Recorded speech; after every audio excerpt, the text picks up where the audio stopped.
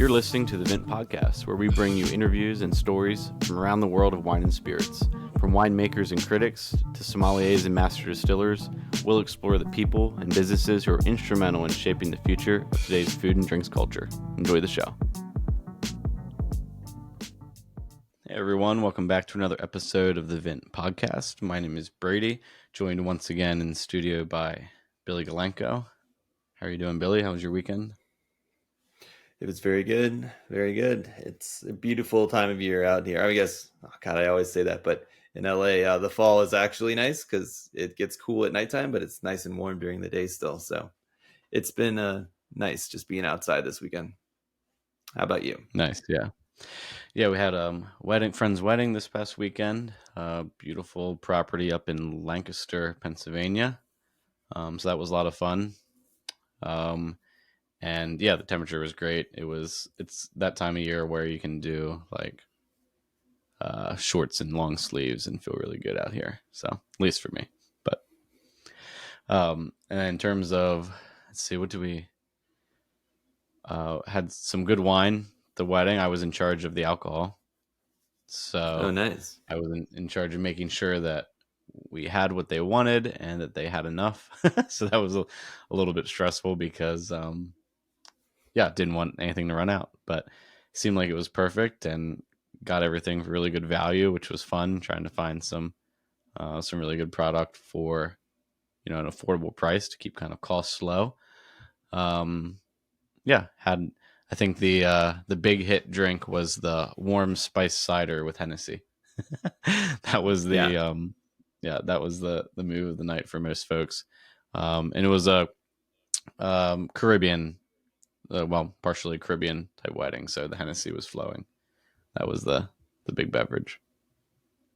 Nice. Yeah, I mean, you can't really beat the warm spice cider, so I think that's very true. No, I had a similarly quality weekend. I mean, we just kind of did some of our favorite things. I had a lot of wines by the glass at a couple of our favorite wine spots.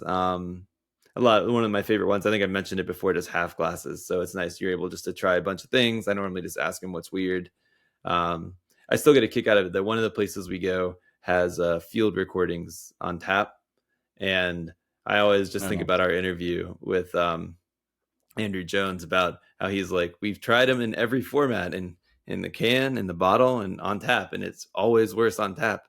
And he's like, but people keep asking for it. So like every time I see it, I'm like, well, there it is. It's a worse form, but it's still good. It's that good to begin with, I guess.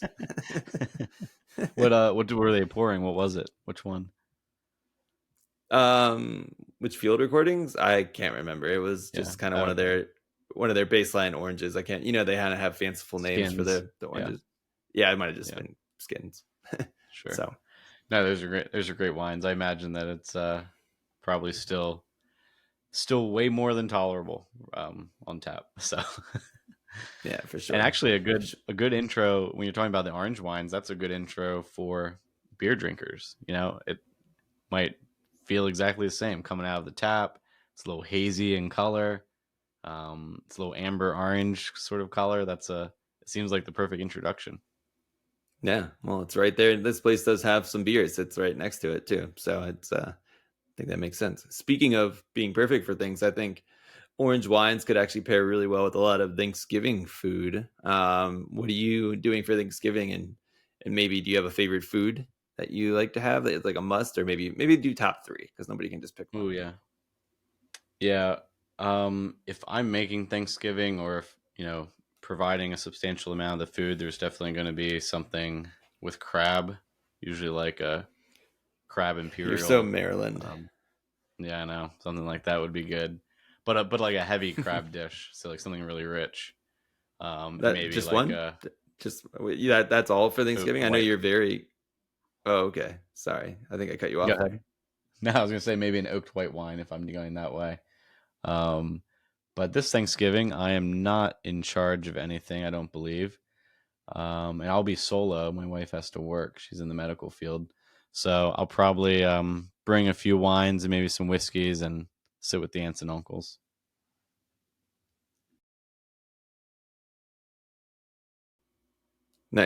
Nice. Um, so yeah, so for us, we are my favorite foods are, I don't know. I think in order, I really have stuffing on the brain all of a sudden, so I will go Oh wow. stuffing. I'm a more of a dark meat chicken, or not chicken, sorry, dark meat turkey kind of guy. So that, and my mom makes some pretty good like sweet potato, like whipped sweet potatoes with like brown sugar and pecan stuff on top. So I think I'll go with those three as my foods. Sounds like we're heading down the Zinfandel route. Yeah, yeah. Um, and then we always go to visit my dad's family in southwestern Pennsylvania, kind of outside of Pittsburgh. Done that every year except for a couple my whole life, which is always fun. And this year my fiance is joining for the first time, and so that'll be really fun. Get to just show her the old Galanko Nice. tradition, which will be nice. Yeah, you won't be far from me actually. I'll be in like Central Maryland, North Central. So we'll probably be less than a couple hours away. Nice. Then we'll be prepping for our retreat here in a couple weeks, where we'll be even less than a couple hours away. We'll be down the hall from each other. Um, Yeah. nice. Well, so here, Um, so for the wine of what we're drinking this weekend, or the wine of the week, it is also Thanksgiving themed. I'm just going to go with Beaujolais in general. I had a really good 2019 Morgon this weekend that kind of reminded me of my love of Beaujolais. I hadn't had any in a while. So for those who are new to Beaujolais, Beaujolais is technically part of Burgundy. It's just south of kind of the Maconnais, down that way. Technically part of Burgundy, but it's really classified as its own. It has kind of its own crew system, and its own classification. So there's kind of three main broad types of Beaujolais. There's Beaujolais that basically can be, just general Beaujolais, can come from anywhere within the region. And then there's Beaujolais Village, which is kind of a step more narrow. It can basically come from any vineyard, in a certain area around these qualified villages. So basically, a village can be classified, and then they can produce village level Beaujolais. So the grapes can come from multiple villages, I believe. And then last but not least is the most important, and the one I tend to drink the most, are the crew of Beaujolais. They're basically certain villages, designated areas around these villages that are designated as crew. There's 10 of them, in no particular order. They are Bruy, Chenas, Cherouble, Côte de Bruy, Fleury, Julianas, Morgon, Moulin Avant, which means windmill, Régny, and Saint Amour. I'll say a few of my favorites are Fleury, which tends to be very kind of, I find them very concentrated, the best ones, but also very floral and a little bit more delicate. Then there's Morgon, which I had this weekend, that I personally tend to get more like spice from. Has a bit more body than the Fleury. And then Moulin Vent are also always great. They're really structured. Those ones can really age for a long time and be really good wine. So they're all really kind of, how Beaujolais is, kind of easy drinking, red fruit forward. I will say that the crew have some body and some tannin. It's closer, like a Pinot Noir in a way, more than what people might think of as, Beaujolais Nouveau, which is just kind of, fruity, easy drinking. The crew really kind of can become a true wine that can actually age and show really well, and deserves a little bit more respect than some of the, just Beaujolais Nouveau that people just kind of pound on a regular basis. yeah, but those are all wines that the profile stands up well to a Thanksgiving meal, for sure. Like you said, from your maybe an aromatic stuffing to your turkey. I recommend everybody still go and get the cruise or the more aged Beaujolais rather than just the Nouveau. But um, you know, it's also out. It's kind of fun that everybody celebrates a wine on a certain day. So go ahead and get that as well, as it comes out on November 16th. It's a Thursday this year. Be sure to stay attuned to those Black Friday wine deals that you might find on online retail wine platforms. That can certainly offer some good opportunities to buy. And speaking of those online platforms, we have Adam Lapierre, who is our COO and director of wine, and sort of the leader of the Vint Marketplace, which is our new online retail platform. We've talked about it a little bit in the past, I believe, in the spring when we announced the marketplace. But it's becoming a major part of our business, and will be in the future. And so we have Adam on today to pull back the curtain a little bit on why we launched the marketplace, um, how it stands out from other online retail platforms in the U.S., and sort of the significance of the type of assets that we're able to offer at pretty exciting prices to the average U.S. consumer. So I know you work closely with Adam. Is there anything you want to say about the marketplace before we get into the interview? No, I think it was a great interview. We let Brady kind of lead the way with the questions, which was kind of nice for me to. I'm so close to it on a regular basis. It was nice to hear some questions and actually answers that I hadn't really even thought of on a day-to-day basis. So I thought it was a really great and insightful interview, and gave a good overview of the marketplace. Cool. Yep, we have Adam here. Be sure to check out the marketplace and all that we have to offer there, both wine and whiskey. And without further ado, here's Adam Lapierre.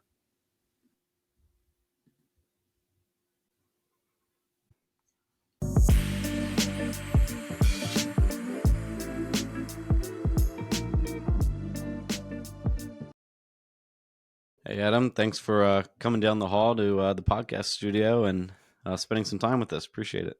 My pleasure, guys. Happy to join you. Happy to be with you.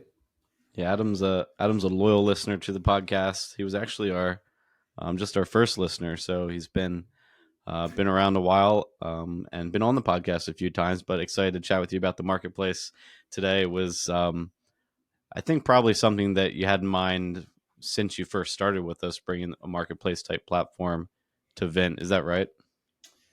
I think I wouldn't say that it was that we had a clear idea of that, but certainly we obviously we want the most optionality when it comes to exiting Vint assets, and certainly understood the price dislocation between Europe and the United States as a potential opportunity to help to realize highest possible returns for the sale of Vint assets. So with that goal in mind, I think over the last year and a few months, the idea of a marketplace became more interesting. Yeah. I'm not sure. Most of our listeners should know by now, if they've been listening, for several episodes, that Vint is a wine and spirits investment platform. Obviously, we do these podcasts where we just talk with producers and critics and anyone in the wine and spirits industry. But the core of our business is offering securitized wine and spirits assets for investment. And so this marketplace really allows us to be vertically integrated, right? Bring in assets for investment and then later sell them through our marketplace, our online retail platform, as a channel for exit. And so, Adam, when you think about other online wine spirits retail platforms out there, there are a number of large players in the U.S. and some even larger ones, I think, in the U.K. Retailers in general. What stands out about the approach that our new retail platform takes versus some of the other options that folks have to buy high-end wine and spirits? Yeah, I think one of the things that's pretty unique about our platform is that we we are solely focused on collectible and investment grade wine and spirits. So, typically a wine retailer, a brick and mortar retailer, or an online e-commerce shop would have a pretty big range of wines, going from $10 a bottle up to several $1,000s a bottle. And just because of the nature of our investment business, of course, we thought it was most prudent to be, ultra focused and really target our offering to a very particular segment of collectors and consumers. So, in that regard, I think it's pretty unique. The sheer size and breadth of our offering in part as a function of all of the great Vint assets that we're managing, but also through some of the great relationships we've built with suppliers and the great network we have, has really given us the opportunity to bring a sort of an unprecedented mix of collectible investment grade wines and spirits. So we've got in excess of 15,000 unique wine and spirits on the marketplace at a value, a retail value in excess of $70 million. So it's pretty unbelievable when you look at the landscape in the United States, the quality of our assortment relative to the competitive set. Yeah, I think as a frequent buyer on some of these online retail platforms for premium, mainly premium wines, but also kind of looking through and at times trying to find good pricing on luxury sort of category assets as well.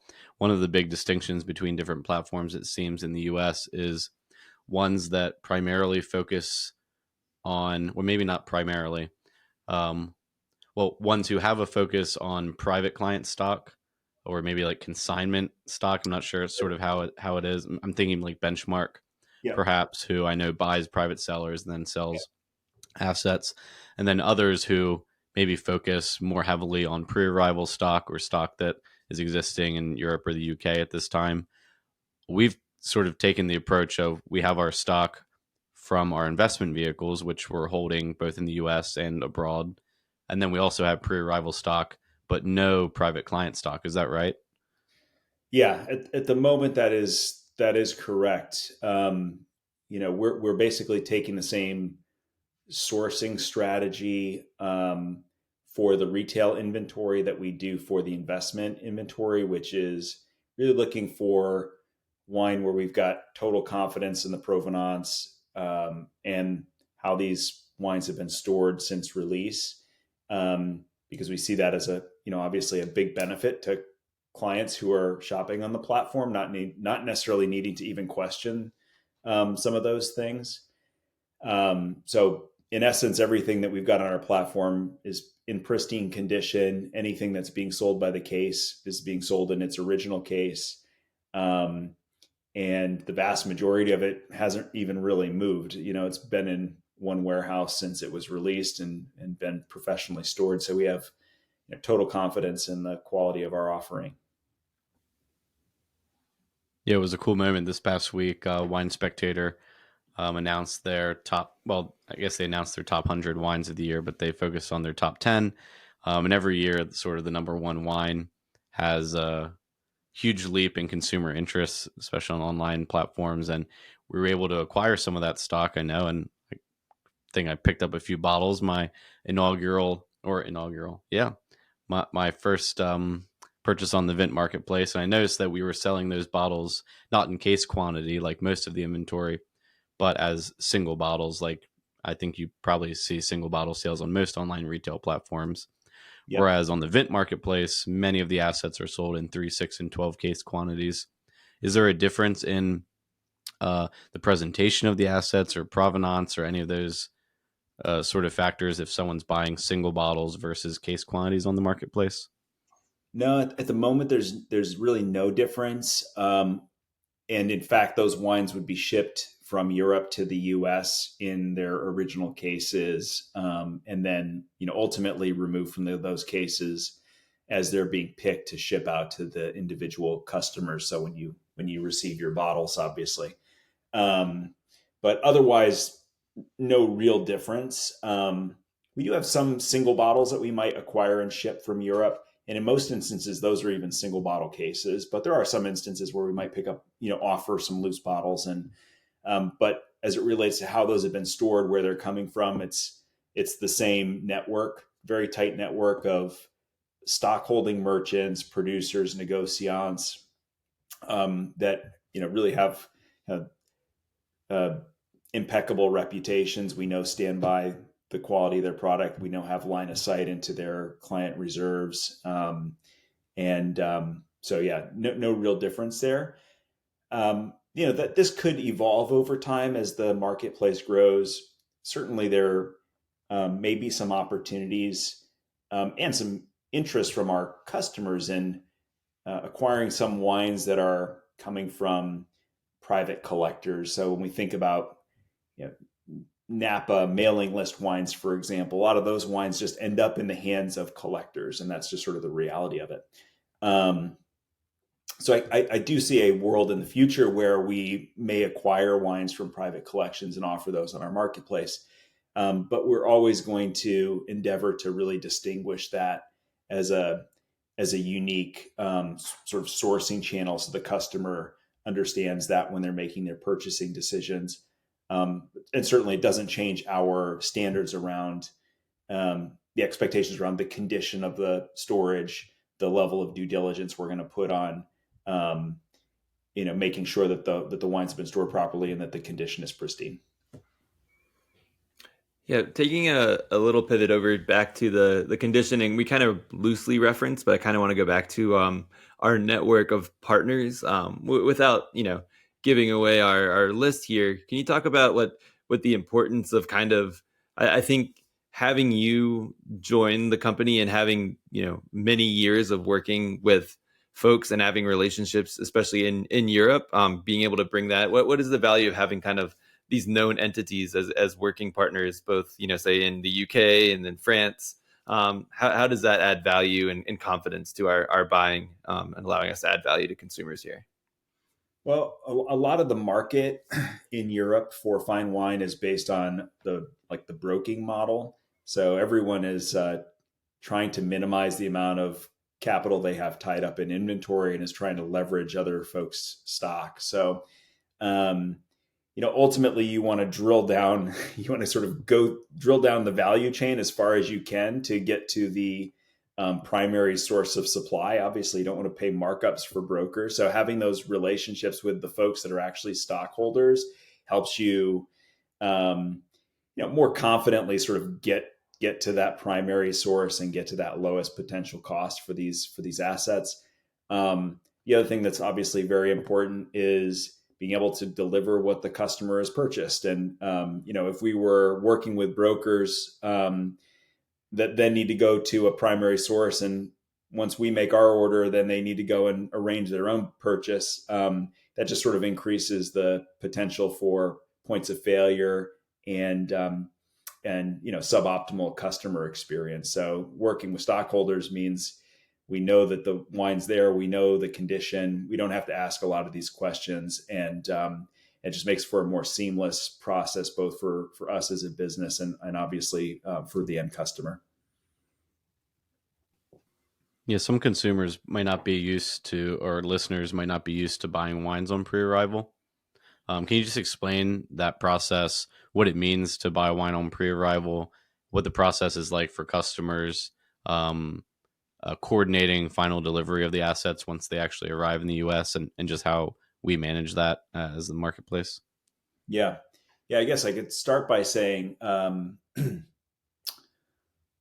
it is sort of a unique model, and unfortunately, it is a model that has been subject to abuse at times. So there have been a few high-profile business failures that wherein the retailers were selling wines on pre-arrival at unbelievably low prices.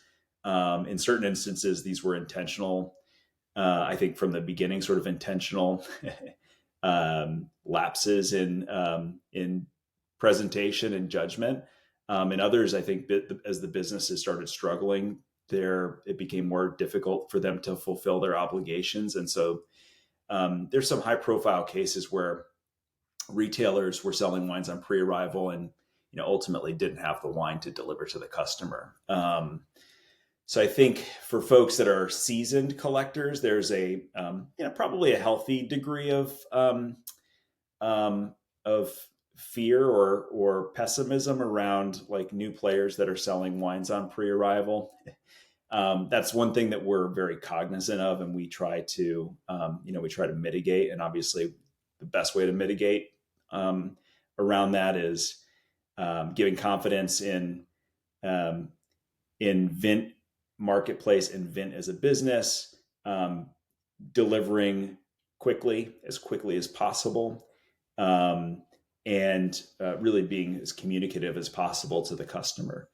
Um, that being said, for folks that are new to the process, um, why is it interesting? It's interesting because there's not as much sort of depth of mature wines in the United States available for sale as there is in Europe.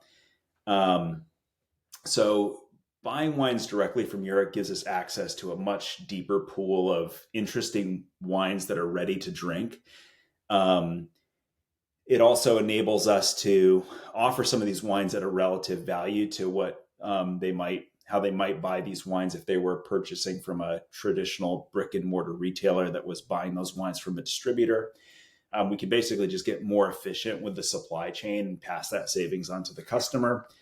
And again, we have greater line of sight into the provenance of those wines. So again, if you wanted to buy an 82 Lafite from a retailer here in the United States, odds are that wine spent some time in somebody's cellar. Now that cellar could be have perfect storage conditions, but it could also be a wine fridge that broke down, for a summer, or who knows. So it introduces more questions. Whereas again, if we're buying these wines from Europe, we tend to know exactly where they came from, where they've been stored, and we know that they've been professionally stored since release. So we have just greater confidence in the quality.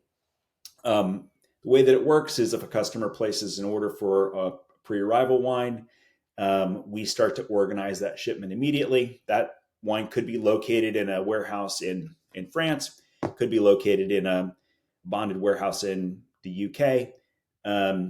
We centralize all that stock at a facility also in the UK, inspect the inventory, make sure that it meets our expectations around condition.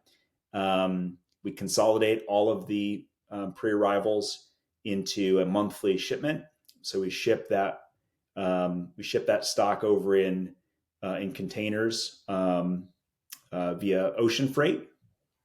The containers are temperature controlled. The wine lands in the United States, goes into our import warehouse, gets offloaded, gets inspected, received, put away, and then we contact the customer to organize delivery. Our facility is also temperature controlled, and we offer the customers the ability to store the wine with us for a period of time if it's not optimal for them to take delivery. But once they're received, they're more or less available for immediate shipment. Another thing that we don't do, obviously, is just ship out wines indiscriminately. We don't want wines exposed to the elements. We don't want a FedEx driver to try to make a delivery, 3 or 4 times, or any of that stuff that's sort of not, it just introduces more risk, especially with the types of wines that we're selling. We want to treat these wines with respect from end to end. So again, not only is the provenance important, but the every element of the supply chain and every step of the process, we try to take a lot of care. Sorry, Billy, one more, just on like last mile delivery for our highest end assets. That 82 Lafite, is that being delivered by a FedEx or UPS driver at last? And if so, like, are there any additional steps that we take to try and avoid the situation that you're talking about? I mean, yeah, I've had wines taken back to New Jersey for a few days and then tried to redeliver, and that's just never a good feeling. How do we mitigate against that for the top assets that people might be more nervous? Yeah, I think most important thing is obviously we check the weather, right? So if a wine is delayed for a day or 2 days, what does that mean? Again, nobody likes to think about the wine being kind of sloshed around in the back of a truck for a few days, but if the temperatures are reasonably fair for the wine to be exposed to kind of the elements, then that gives us a little more comfort. Obviously, with common carrier shipping, there really is no sort of last mile temperature control option. So for us, it's trying to get the wine in the hands of the consumer as quickly as possible when we're using a common carrier. So an expedited shipping, like a priority overnight, where it gets picked up at 2 or 3 p.m. and delivered to the customer before 10 a.m. the next day. That sort of increases our level of comfort around exposure to the elements. We do have some interesting solutions for certain markets that give us. So, for example, in the greater New York area, we have the option to do van deliveries, temperature controlled Sprinter vans, and so that's a nice option for folks that are in New York, New Jersey, Connecticut, Massachusetts, and we can also sort of like tailor a temperature controlled solution. So, for example, we could use the van delivery to deliver to a storage facility in New York or New Jersey, and then sort of piggyback onto their consolidation. So we have options.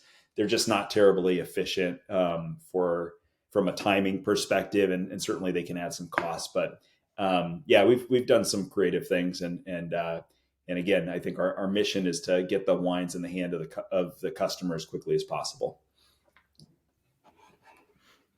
On the note of selection, I've been thinking about it. I mean, not really thinking about it. I've been noticing as we've been going through that we do offer a lot of like the big names that everybody knows, but it seems like there is a lot of interest in some of these more obscure wines. So like with our breadth of inventory, we're able to kind of have these wines that some people may not find. Maybe it's like an obscure Chenin from the Loire, or some Jura, or some obscure Italian wine. Have you been surprised or interested in some of the, or at least taken pride in the ability for us to not only offer these really high-end wines, but some of these kind of niche, almost like cult-like wines that people can't find elsewhere? I think that's been really interesting. Yeah, I think so too. Yeah, I think there have been certain categories and producers that where the number of customers that have expressed interest in those wines has definitely surprised me. And yeah, if I was, if I was a buyer and I had a limited budget to spend on my inventory, there are plenty of things that I've seen us sell that I wouldn't normally be top of mind for me.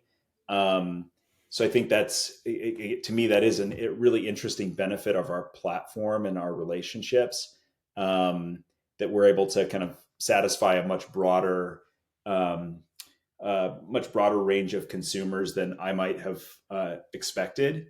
The other thing that I think is really interesting about that is, again, we are, I think, touching a slightly younger consumer with our offering through that breadth of assortment, which is great because, the folks that might ultimately gravitate towards Lafite or DRC or, high-end Curacao whiskeys probably didn't start out drinking those things, right? So I think the long tail of our assortment is really attractive to consumers that are highly engaged, but maybe kind of earlier in their journey and maybe have less disposable income in a relative sense to the folks that might purchase some of those wines that I mentioned a moment ago.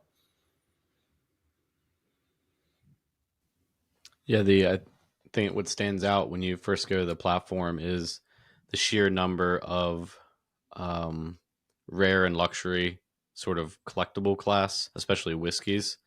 I mean, there's a fair amount of wines as well, but some of the whiskeys on the platform are, really staggering in terms of both their age and frankly their price.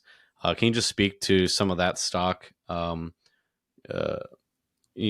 of, I guess, the difference in the way that we think about selling on a retail sort of online platform stock that might be over 60, 70, 80, $100,000 plus. Is there a different approach at all?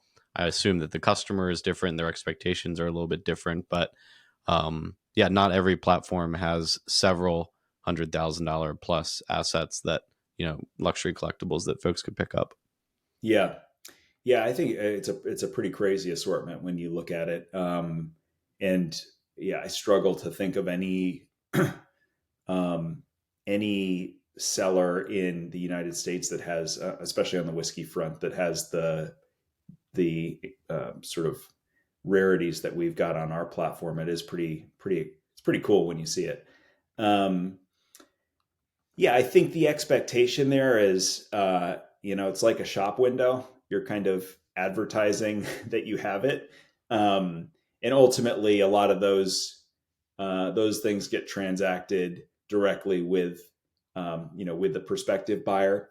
Now, certainly, there are folks that come in onto the shop and might put in pretty substantial orders, which is always interesting and exciting. But yeah, as it relates to those rarities, normally there's a process where folks want to understand a bit more about where it's coming from, where it's been stored, et cetera, and how quickly they can get it. Um, so the idea is that, but the idea is to really showcase this, right? To um, help sort of reinforce our approach and hopefully start those kinds of conversations. Sort of alongside, I guess, like maybe white glove type of service or more sort of concierge for top clients. I know the platform's only been, we just launched in the spring of this past year, but thinking about producers in the US and even abroad who maybe primarily or only, maybe exclusively sell wines through an allocation list or direct from their winery and don't use distributors. Is there sort of, if someone were to come to us at the marketplace and say, there's a producer in Greece and I've had their wines on a trip there. Could you help me acquire some of them? I've never been able to find someone who, could get those wines for me. Is that sort of a service that you envision being able to offer in the future, or have we already held hands with somebody to try and accomplish that? Yeah, we do that pretty regularly. I mean, again, it is pretty wild that even with over 15,000 wines that you don't have everything that people are going to want. But it's great that because we do offer that service. So Billy and myself man the phones and email. And if there's something that's not on the platform and somebody's looking for it, we're happy to make an effort to kind of dig deep and see if we can find them. In fact, Billy we were talking earlier, somebody wanted a couple wines that they couldn't find on the platform, and he found 15 cases. And so this person's very happy. So Nice. we really take a hospitality mindset with the marketplace and love engaging with folks directly. And again, the more that we do that, then the more they understand that we're really fine wine people and really focused on a high level service, which is what this type of client I think expects, and they should expect it. Yeah, the interesting part there that I didn't expect as well is, so I guess for some listeners, this might not be a surprise, but for me, just talking with more folks is, I know people have really big sellers, but sometimes the extent to the size of some of these sellers and the amount people buy per year is always interesting. So sometimes people are looking for wine and they actually get direct allocations from the producer. I had one person call and he was saying, he got some DRC allocations and he actually got more than like some of the distributors that he was talking to or the people that he was talking to trying to buy wine from. And he was very happy with that. But then he also wanted to get more. And there were certain wines that he couldn't necessarily find or vintages. I think it's interesting. It's not just wines that people can't find, but it might be the volume that they're looking for or certain back vintages that are a little more difficult to find for people to kind of complete their cellar. Yeah. I remember this story. There's a fine wine club called Ficofi, which is for they have, I don't know how many billionaires in this club, but in essence, they have relationships. The club has relationships directly with top producers, and the typical allocation process for these fine wines is you get the top wine, but you also get an allocation of some of the other wines, right? And you're expected to buy the other wines as well. It's not necessarily always explicitly stated, but you support the base and you get access to the top wines. And one of the clients, I heard this anecdote where one of the clients of Ficofi only wanted to drink Romani Conti and didn't want to buy any Latache or RSV or anything else. He wanted to drink Romanée-Conti every day for his life. And, so yeah, I think Don't we that's all? point. Yeah. That's an interesting dynamic. What about our, how is it that we can go and find those wines, whereas someone who has maybe they have their own, maybe they have work with a private sommelier or some broker, they have maybe relationships directly with producers. How is it that we're able to then go and find something that just can't be found elsewhere? Is it just different channels, or how does that work? Yeah, I think there are a few different layers of kind of the trade, and we touch a few of them. Again, we've got um, a core group of merchants that are sort of our um, most important, I would say, from the standpoint of volume of supply. But we've got relationships in multiple markets with merchants that are still very good, but maybe not as big, and have more boots on the ground. So, we've got a few players in France that we work with, some in other parts of Europe. And so, yeah, we're able to drill pretty deep if we need to make an effort. Nice. That's awesome.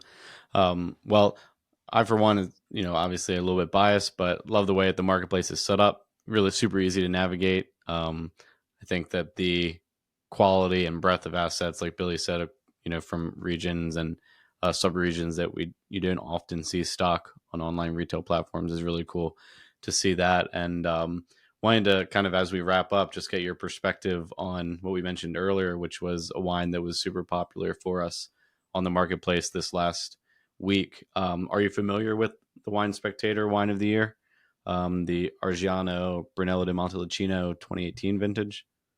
Yeah, it's not one that it's not kind of top of mind for me as it relates to Brunello. I certainly know the producer. I've had the wine a few times, but there are other producers that I have consumed with more frequency for sure. Um, but it is always an exciting moment.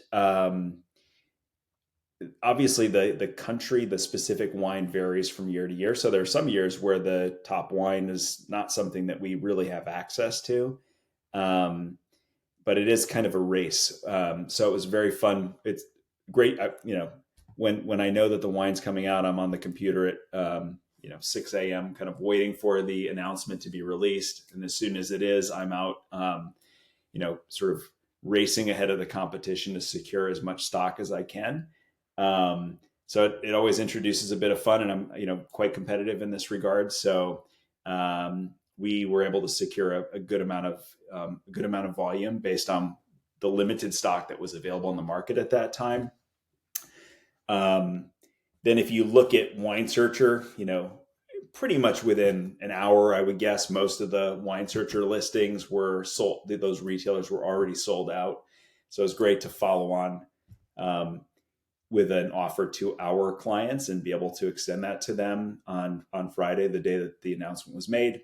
And then we had additional inventory that was available for folks that weren't current Vint Marketplace clients. So on Saturday, we got a good amount of traffic and purchases in as well. So it was a great opportunity to introduce the platform to new folks. And I'm still on the hunt for more. So looking to lock down another tranche.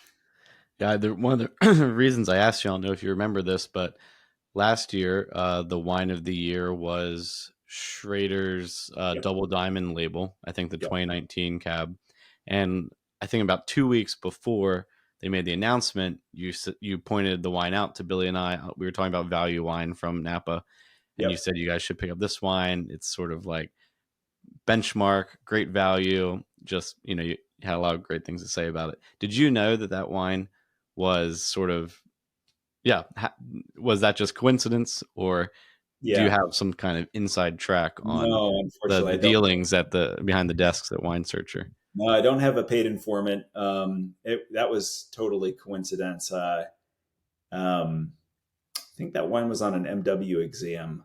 last interesting. year, if memory serves. So that kind of put it on my radar. And then I tasted it and I was like, yeah, this is textbook Napa, but at a reasonable price. Well, what was funny is I think Wine Searcher gave it a 93 or 94 or something on the score, but then it got Wine of the Year.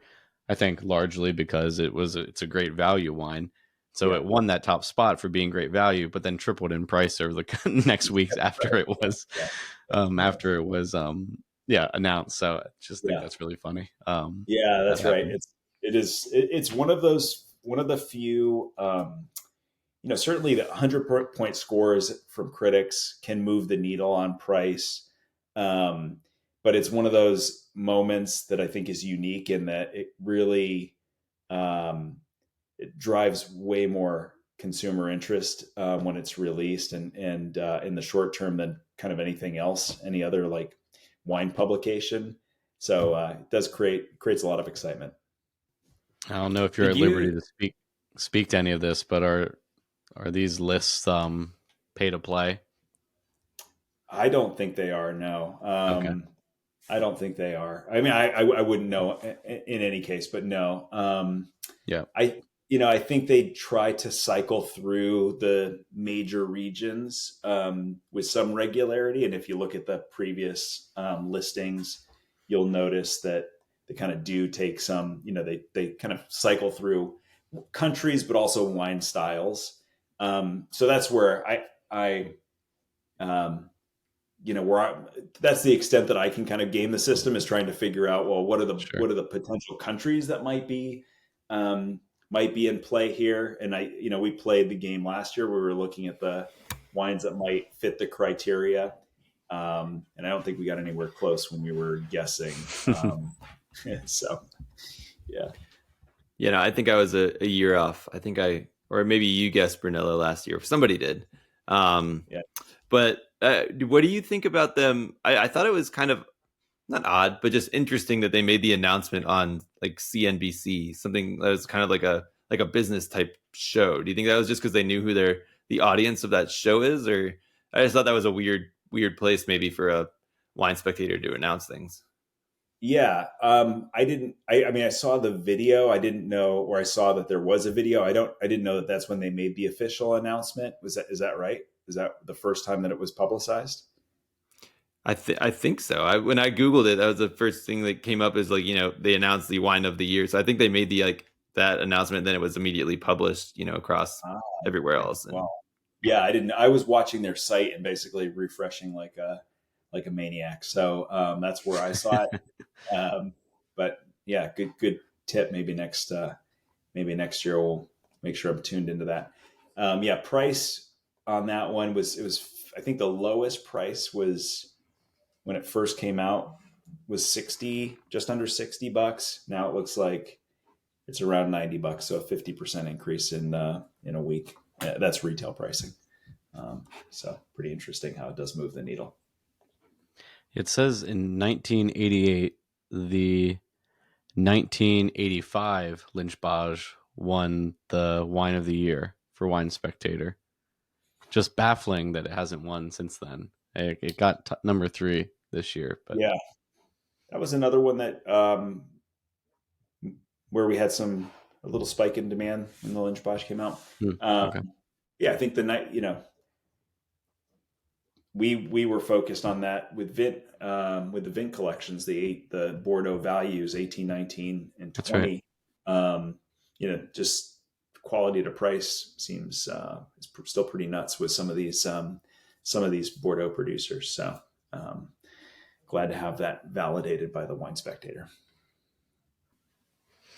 Awesome. Billy, do you have anything else?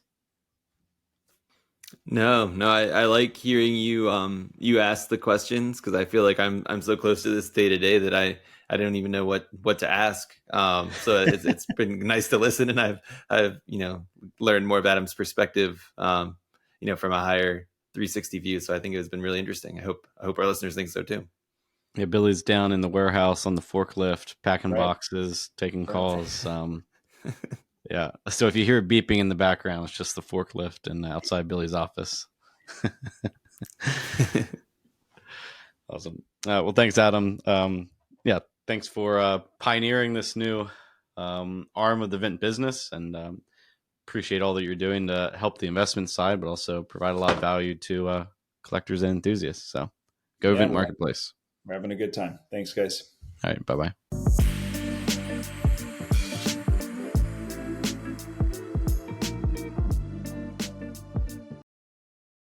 All right. That was our interview with Adam Lapierre and talking about our excellent Vint Marketplace. I hope everybody goes and checks it out.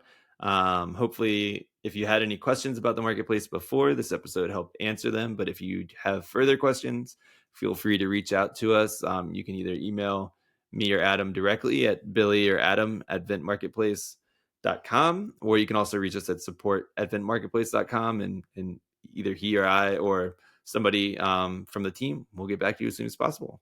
We'll be back next week with an interview with Julia Harding, who is co-editor with Jancis Robinson and a couple other members of the team to create the Oxford Companion to Wine, which the new edition just came out this fall. So get excited for that interview, and we will be back with our episode next week. Cheers. To check out our current offerings and to sign up for the Vint platform, find us at www.vint.co. That's www.vint.co. For questions, comments, or feedback on the Vint podcast, please email us at support@vint.co. Vint and VV Markets are offering securities pursuant to Regulation A. Our offering circular as amended can be found on the SEC website. Past performance is no guarantee of future results. Investments such as those on the Vint platform are speculative and involve substantial risks to consider before investing. We may provide communication that may contain certain forward-looking statements that are subject to various risks and uncertainties. Information provided in any communications, including this podcast, is not legal, business, or tax advice. All prospective investors should consult a legal, tax, or business advisor concerning the subject matter of any communications and any offering.